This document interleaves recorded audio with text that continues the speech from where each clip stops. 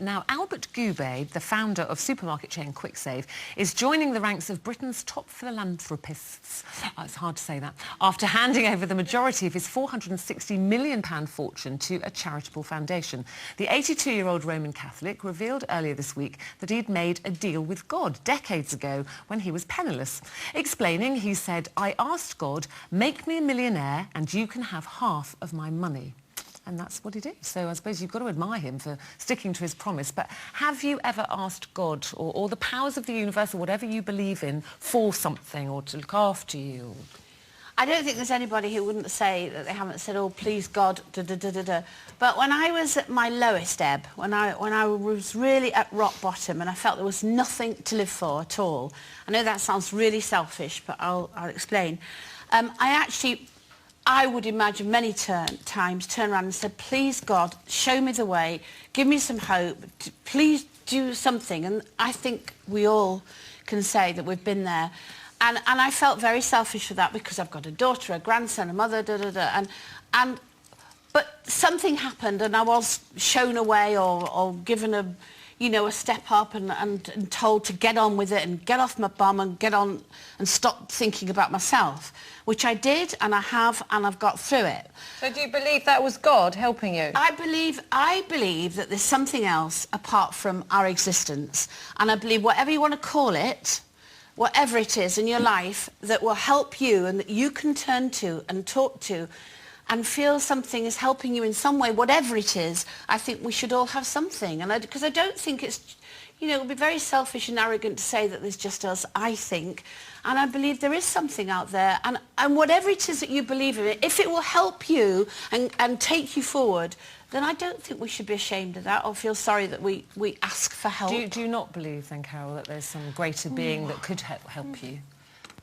I believe there's something, but I don't know what it is. I'm not an atheist. I don't think there's nothing. I think there is a higher being, whatever that is. But I'm not sure that whatever it is helps you. I think you're on the planet and life just goes on. And I don't. So you're more a believer in fate rather than... I am a believer in fate, yeah. I do think that whatever's going to happen is going to happen. It doesn't matter how much you beg God to help you or some people ask for material things to happen. Oh, I want to be a millionaire. Please, God, make me a millionaire. I just don't... I don't see that at all. I don't get it. And I don't very often...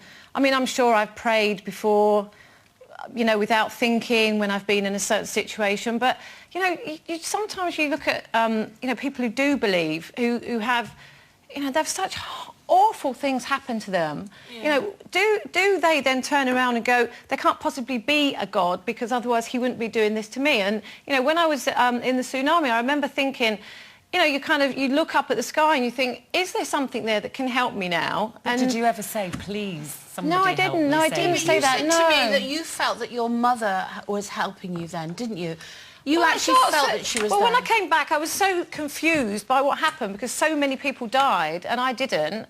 And you just come back looking for answers and you clutch at straws and you think, what was it? What was it? Something must have been helping me. Now I look back and I think it just wasn't my time. But also, if you're asking for help from God at a time when something so terrible like that is happening, you've got to look at it and think, what if there was a God? He wouldn't be doing this. He wouldn't be killing all these people. Do you know what I mean? Because you had a fairly religious upbringing, I assume. I did, yes, I did. But, I don't know. I'm one of these... I'm quite a selfish person, really. So I really hope there's someone up there when I want something. And then when I don't get it, I think, no, there ain't. How many times I've asked someone to make me a millionaire? It hasn't helped for me. No. Maybe because I haven't offered to give them half back. I don't know. Yeah. But, so I am, I'm always one of these that if something bad's going to happen, you think, oh, when you do that, oh, please, God, don't let this happen. But I'm kind of with Carol in the respect that I really, truly want to believe there's something is, but I haven't had the proof. And I suppose there's millions of people out there who could give me proof for what's happened to them. But, my mum was so religious. I mean, she went to church 7 days a week, never missed it. Went to Lourdes every year as a helper. And just totally believed in her faith, and yet was struck down with the Alzheimer's disease and eventually died from it. And then that knocked me back again because I thought, someone's so religious and he hasn't helped her. In fact, he's ended her life really badly. But my mum's answer to that was, she was never scared of that.